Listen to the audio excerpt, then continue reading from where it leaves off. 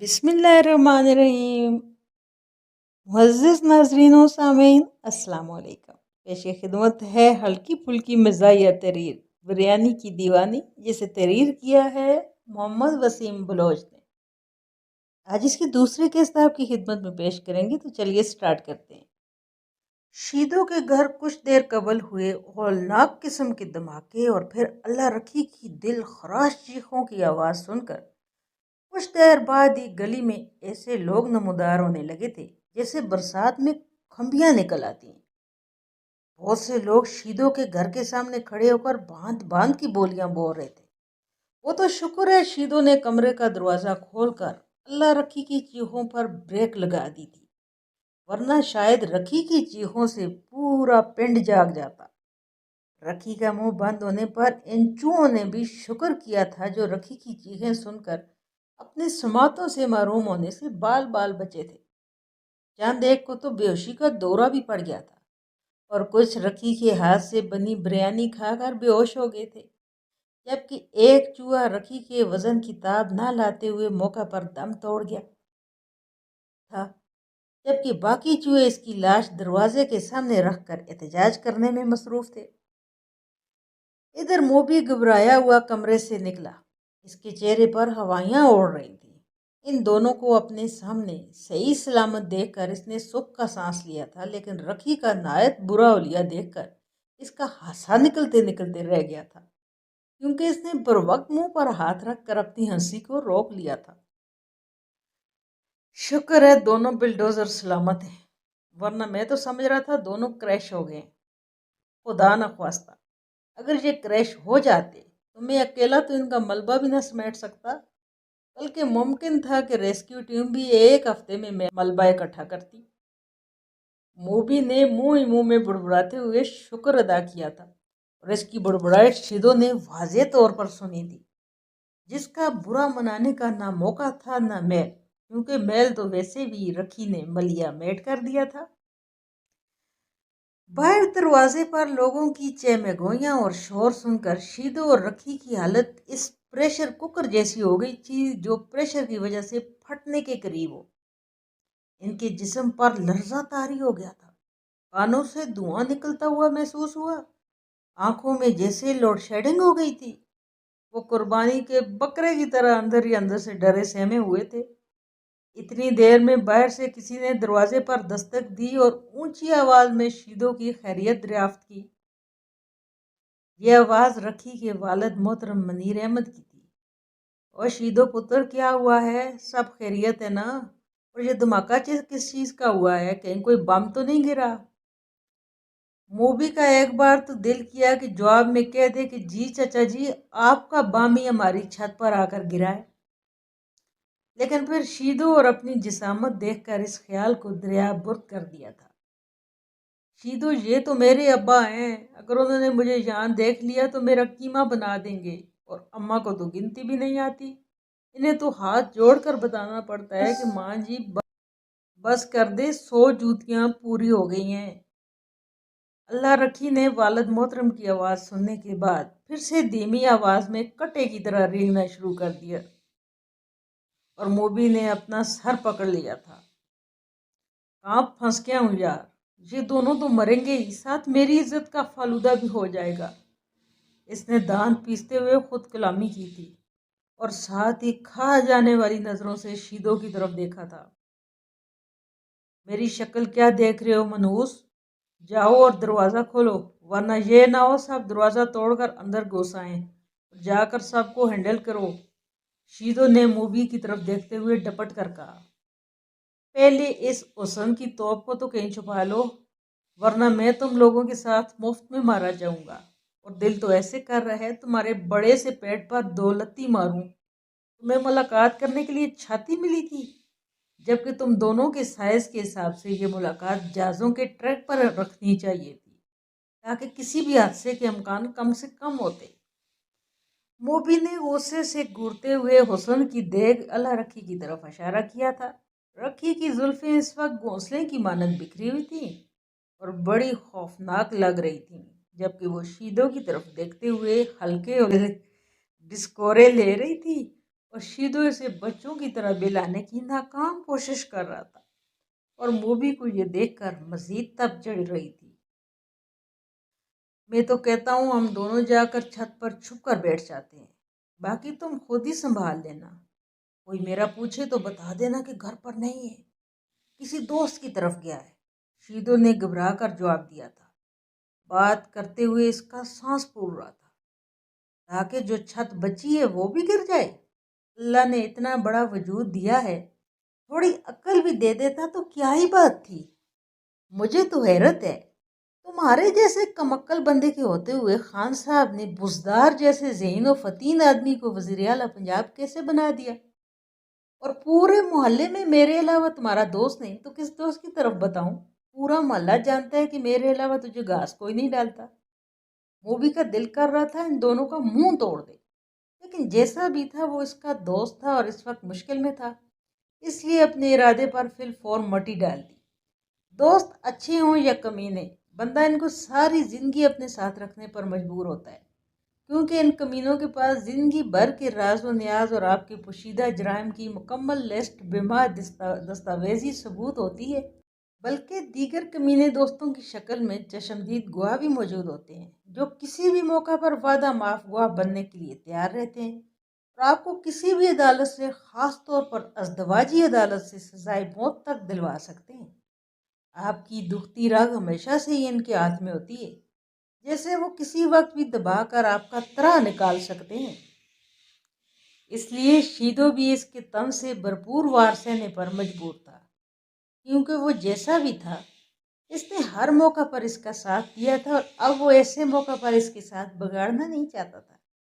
بکواس بند کرو اور جلدی جا کر دروازہ کھولو، میں رکھی کو چھت پر چھپا کر آتا ہوں، تب تک تم ان لوگوں کو سنبھالو۔ شیدو نے اس کو ڈانٹا اور موبی کے طنز کو یکسر نظر انداز کر دیا تھا اور خود رکھی کو لے کر سیڑھیوں کی طرف بڑھ گیا۔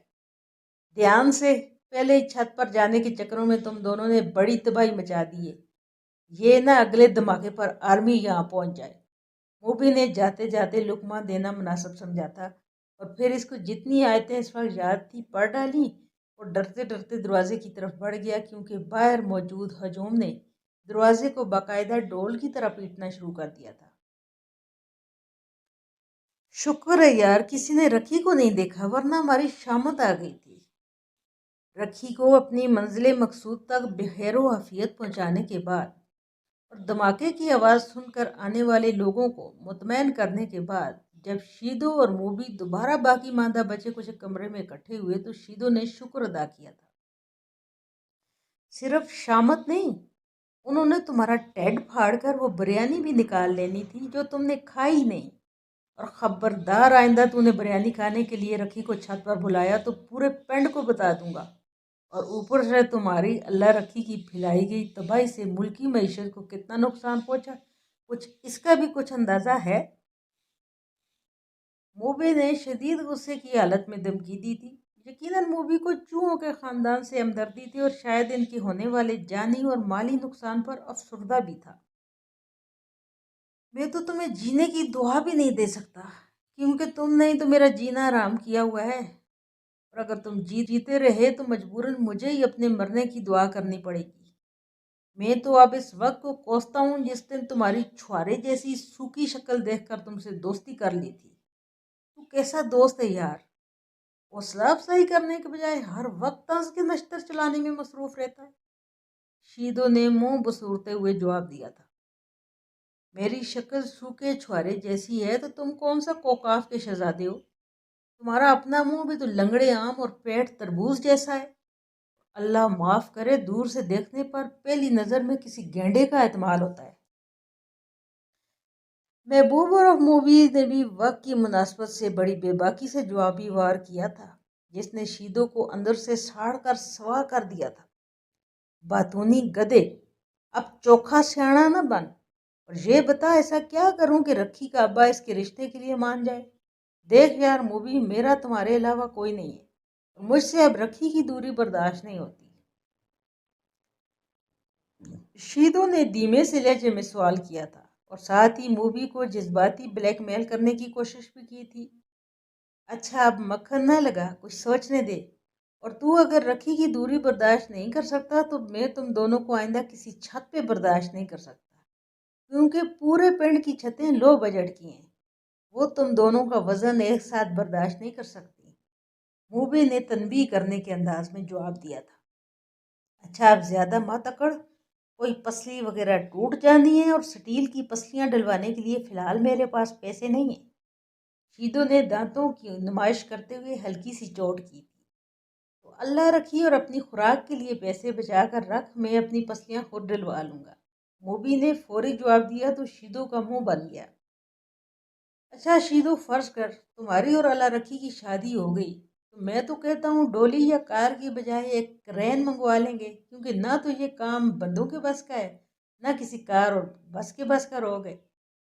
موبی کے جواب پر شیدو جوتی اٹھانے کے لیے نیچے جھکا تھا، لیکن موبی اس سے پہلے کے لگاتا ہوا رفو چکر ہو گیا تھا، کیونکہ جتنی دیر شیدو نے نیچے جھک کر جوتے اٹھانے میں لگائی تھی اتنی دیر میں بندہ فیصل آباد سے لاہور پہنچ جاتا ہے۔